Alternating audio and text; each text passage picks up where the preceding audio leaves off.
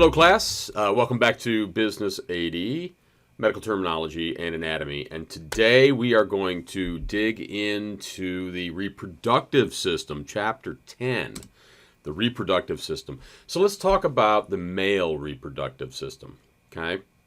So the reproductive system for men consists of organs that produce, transfer, and introduce spermatozoa, or sperm, into the female reproductive system where fertilization occurs with ova or eggs.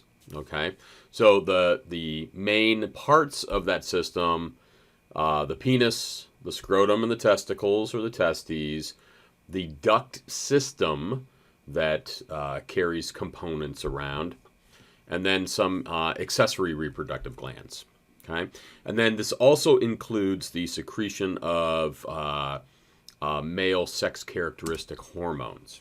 Okay, so the penis, fairly self-explanatory, I think. It's designed to deposit sperm into the female reproductive system or into the female reproductive tract to allow sperm and ova or eggs to fertilize and create life. Okay.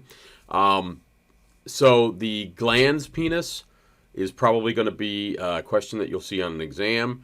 It's located at the distal end of the penis or at the furthest point away.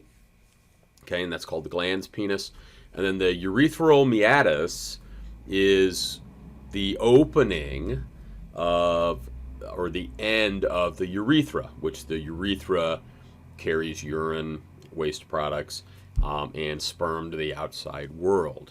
Okay, the scrotum is a pouch that contains the testicles or the testes. Okay, and then it joins with the penis at the penoscrotal junction. Okay.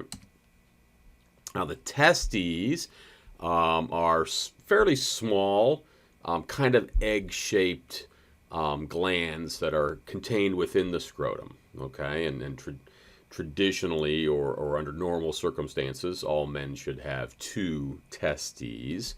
Okay, and then it talks about spermatogenesis, which is sperm formation, and that takes place in the seminiferous tubules, and we're kind of going to talk about some of these parts.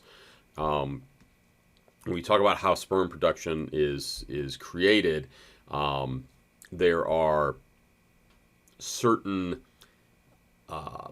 parts of the system that help in this sperm creation. The epididymis. The epididymis is there are little tubules where the sperm cells mature. Okay, and that would be the epididymis. The vas deferens, 2 tubes that begin at the epididymis and then end at the ejaculatory duct. And the vas deferens would be the vessels that we would interrupt when we perform what's called a vasectomy. Ectomy being removal of, and in a vasectomy, the case is we don't remove the whole tubule, but we remove sections or parts of the tubule or the vessel so that sperm cannot travel to the ejaculatory duct and get to the outside world. Okay. What else do we have?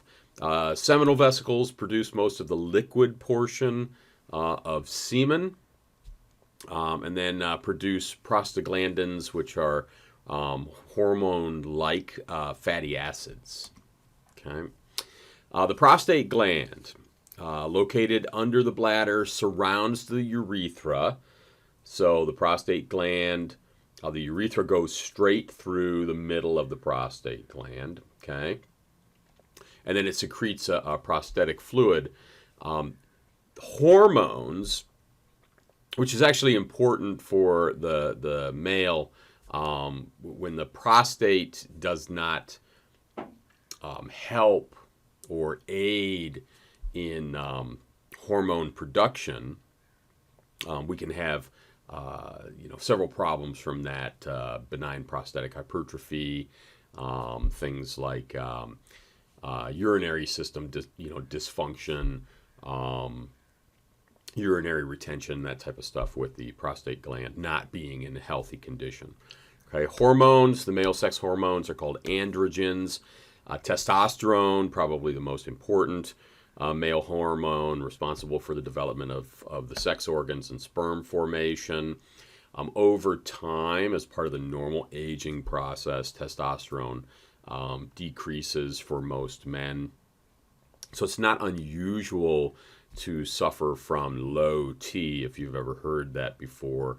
Probably 10, 15 years ago, there was commercials on television all the time for men that were targeted toward men that felt, listless, were, tired, not interested in their partners, and having relations with their partners, and they, pointed these commercials at, well, maybe you're suffering from low testosterone. In my opinion, it was something of a misnomer, because men normally, especially over 40, typically do suffer from lower testosterone levels, which is totally normal. There's nothing abnormal about that. It's just part of the aging process. But a huge campaign was conducted that was addressing this low T issue. And when I was in practice, we had men that were coming in all the time, wanting testosterone tests and wanting testosterone injections, and oftentimes it wasn't actually necessary, just because of the normality of having lower testosterone levels as we age. Okay, and then luteinizing hormone, interstitial cell stimulating hormone, follicle stimulating hormones, which affect testosterone secretion. Very common to perform blood tests on LH and FSH. And a lot of wonderful abbreviations that come up in the reproductive system.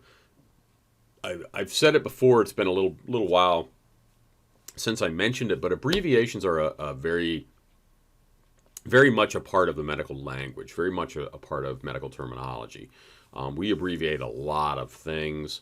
We have acronyms for a lot of things as well. So when we abbreviate things like LH and FSH, it's imperative that we know what those are, right? LH is luteinizing hormone, FSH, follicle stimulating hormone, TSH, thyroid stimulating hormone, PSA, prostate-specific antigen, and these are all blood tests that look for those certain substances, okay? All right, so you guys can take a look at the diagram on your own. The female reproductive system, a little more complex. So men are, I think, a little bit easier when it comes to the reproductive systems. Females are a little more complex, okay? So the reproductive organs, the main organs, the fallopian tubes, the uterus, the vagina, and the mammary glands. Okay. I'll probably pay more attention to the internal organs here. Of course, the vagina, which is a muscular tube that leads to the uterus. The uterus, which contains two different layers, the endometrium and the myometrium. The cervix, which is a part of the uterus, or a portion of the uterus that extends out toward the vagina. And the reason I pay more attention to this is because, in particular, we do examinations, and fairly frequent examinations of women, for a variety of reasons, for dysfunction with the uterus and the cervix. In particular, certain types of cancers, which certain things can be hard to detect, certain cancers, and some things can be fairly easy to detect, and early detection is always the key to having a good prognosis, right? So that's a little bit different than the men. We can get penile cancer. We can, of course, have testicular cancer, but what I often find is that those are much less likely potential than the damage that can be caused to the female reproductive system. Okay, the internal organs of the system, the fallopian tubes, those are ducts that connect the uterus and the ovaries. Okay, and the ovaries are what help produce the ovum or ova or eggs.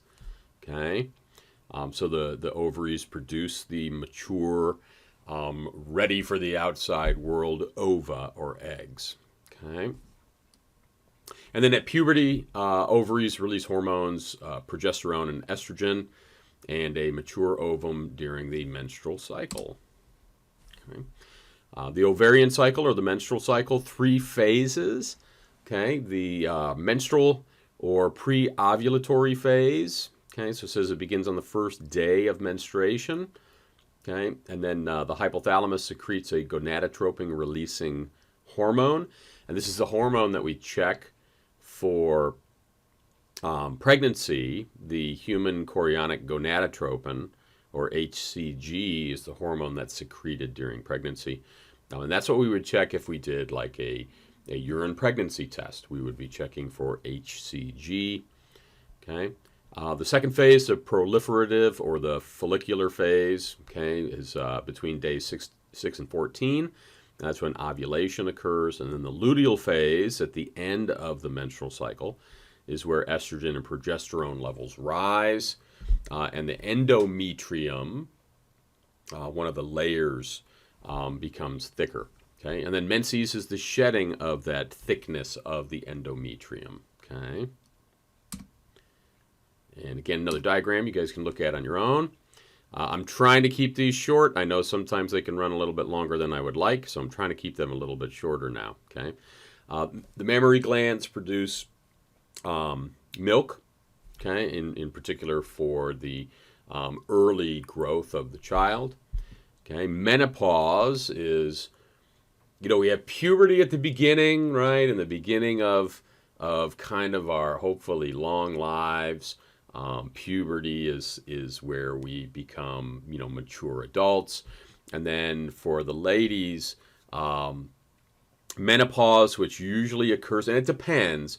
It can be different for everybody, but menopause usually occurs around that 50, 55 years old, somewhere in that neighborhood. Can begin, I believe, as early as about 35 and as late as around 65. But menopause is usually a kind of a midlife issue. Okay, and that's when there is no menstrual cycle anymore. Okay, and typically we say if you haven't had a menstrual cycle for about a year, then you are in menopause or possibly becoming postmenopausal at that point. Okay. Some physical exam terms: anarchism, the absence of 1 or 2 testicles. As a I just lost the word I was looking for. But anarchism is the absence of a testicle. Okay, or both. Okay. Anovulation is the absence of ovulation. So AN in this instance meaning absence of. Okay. Azoospermia, semen without any live sperm. Okay. Now that would be the condition that would potentially wouldn't potentially, but it would happen after a successful vasectomy. But that could also be some kind of dysfunction in sperm formation that we would use this term as a diagnosis, azoospermia. Okay, coitus, sexual union, relationship, having a sexual relationship with somebody. Okay, other exam terms: digital rectal exam, another one where we abbreviate it as a DRE. A digital rectal exam is the examination of the prostate, where the doctor uses a gloved finger and actually inserts it in the rectum and then feels the male prostate gland. And what we're feeling for is for size. The prostate gland should be about the size of a walnut. So we're feeling for size, and we're also feeling for lumps and bumps and things that are abnormal, because the prostate should be fairly smooth if it's healthy and walnut-sized if it's healthy. Okay, dysmenorrhea, painful or difficult menstrual cycles, common, very common for many women to suffer from dysmenorrhea. Okay, gynecology, branch of medicine that's concerned with the health care of women, whereas obstetrics is the branch of medicine that's concerned with the health care of pregnant females. Okay, gynecomastia is another good one, and abnormal enlargement of male breast tissue. We see this one sometimes as an after effect of steroid use in men. So gynecomastia is a fairly common in younger men, high school athletes that maybe are taking steroids for muscle growth. Sometimes we'll see gynecomastia as a secondary condition, I guess, of taking the steroids. Okay.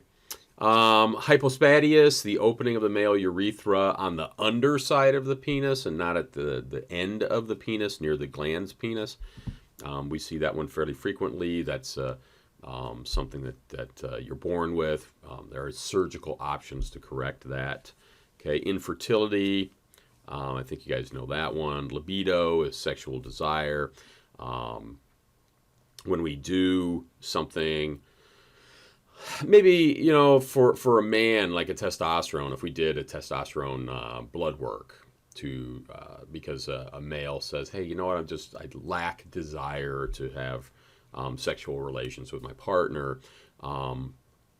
We call that loss of libido, or hyposexual function, I think is the actual ICD-10 definition.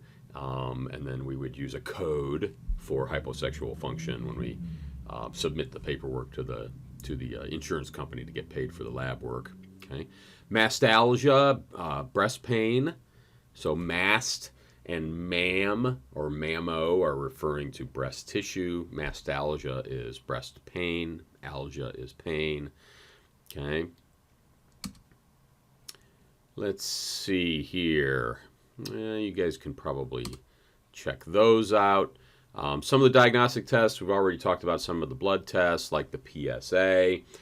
We can check for the FSH, the LH, testosterone, estrogen, progesterone. We can do blood work for all of those things. Semen analysis to examine the seminal fluid, and that would be used to evaluate male infertility, to take sperm counts.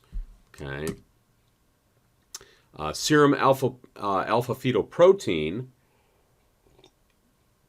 Okay, this one is where it says it's an above normal level may indicate testicular cancer.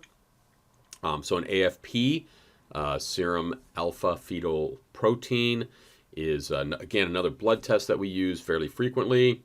So for men, it might be something we would use to detect testicular cancer. Testicular cancer is typically considered a young man's cancer. The highest incidence of testicular cancer is usually between the ages of 15 and 35. So it's a fairly often a young man's type of cancer. And then the AFP can also be used on the females. We can draw that blood work on women because that can possibly detect some kind of a neural tube defect, which could harm having a viable fetus. Okay, urine culture.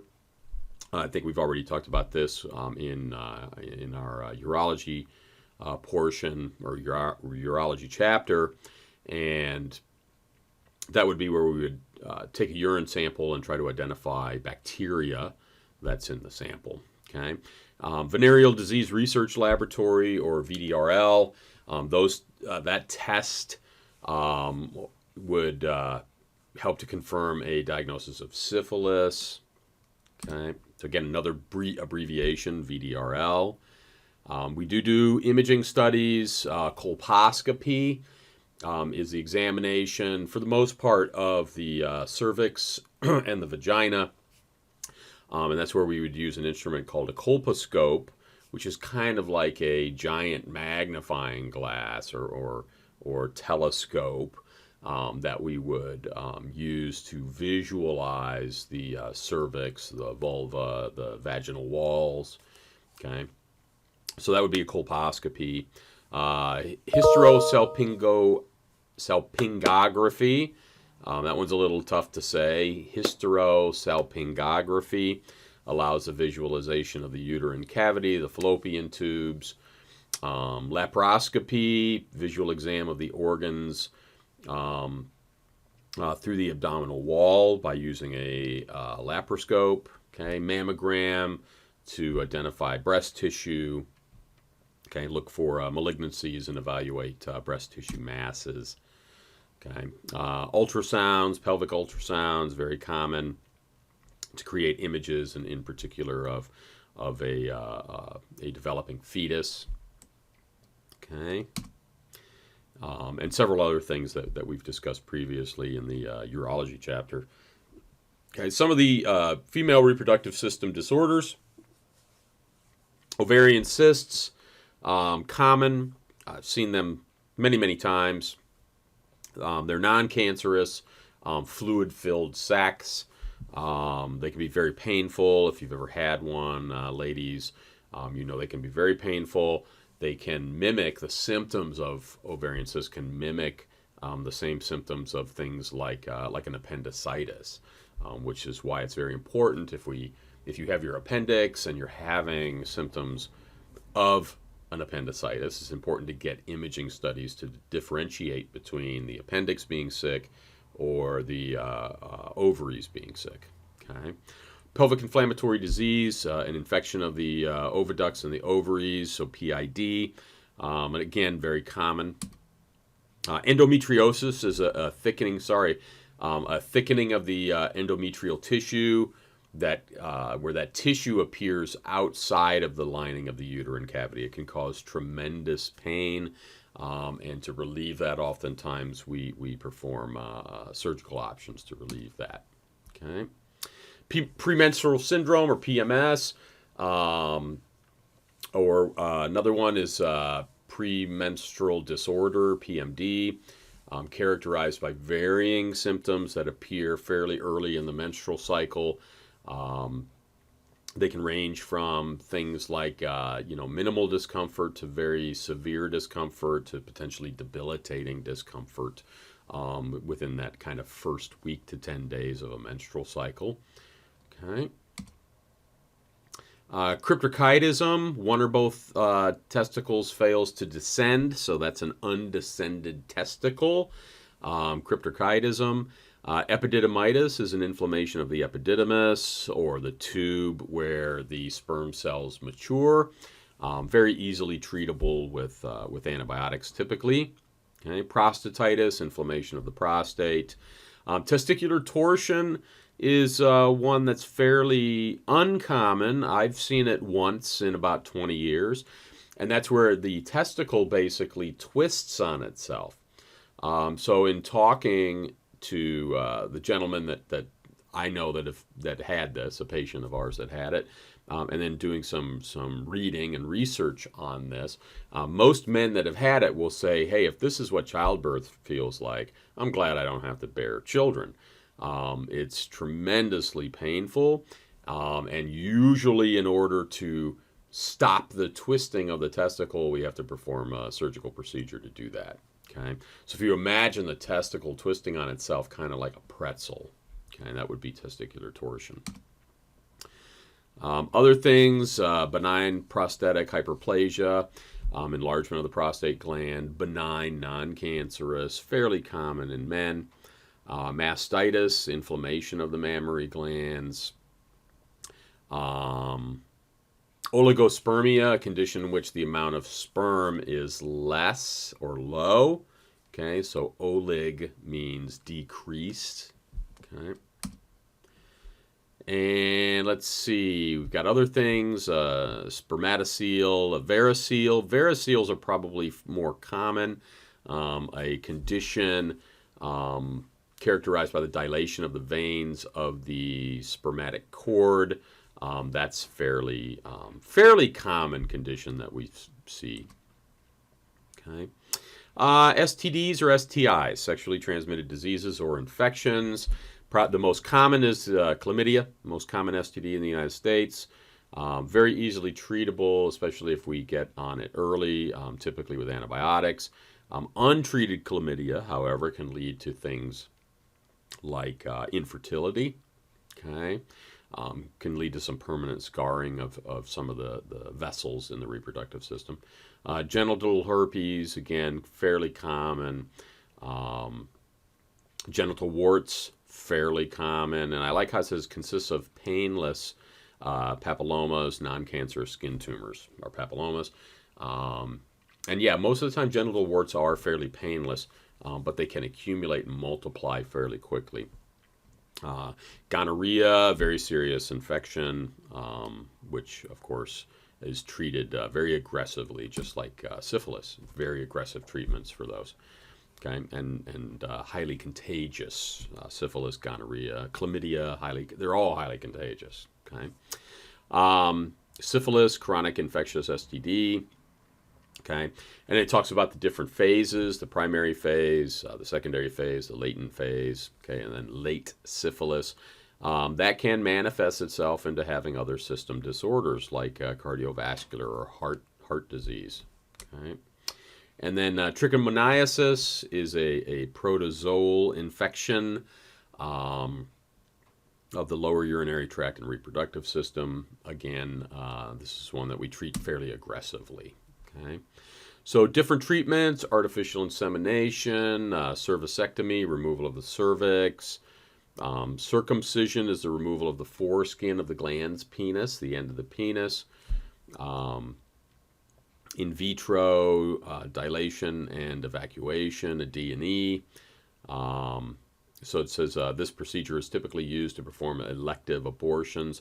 The D&E would probably be, in particular, if we had a non-viable fetus. Okay, then we would have to remove those uterine contents from the female. Okay. Other treatments: laparoscopy, oophorectomy, removal of the ovaries, oofer, OOPH, is ovaries, the medical term for ovaries. So oophorectomy would be removal of one or both ovaries. Orchiectomy is the removal of testicle or both testicles. Orchid is the medical term for testicle. Okay. Tubal ligation, the interruption of both fallopian tubes that helps to prevent a form of female sterilization or birth control. Vasectomy, typically considered permanent male sterility. Okay, is a vasectomy. And it says when done bilaterally, meaning we do both vas deferens from both testicles or in the scrotum on both sides. In my career, I've probably assisted on more than 200 vasectomies, two different ways. One is a scalpel, using a scalpel and sutures to sew. And then the other one is a non-scalpel procedure where we only poke a hole in each, in the scrotum on each, next to each testicle. And then we don't use any sutures to repair the hole. We just let that naturally close back up. So I've done both. And the second one, the non-scalpel type, little bit quicker healing time, a little bit less scar tissue with that one. Okay, and that's a little bit of a newer procedure. Okay, hysterectomy, removal of the uterus. Total hysterectomy is the removal of all reproductive organs in the females. So we have several different types of hysterectomies.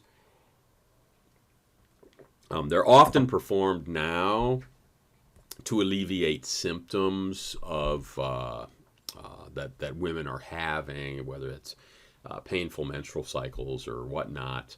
That's usually why we're doing that. We typically don't do hysterectomies anymore as female sterilization. Okay, so that's it. That's chapter 10. So I look forward to seeing you for chapter 11.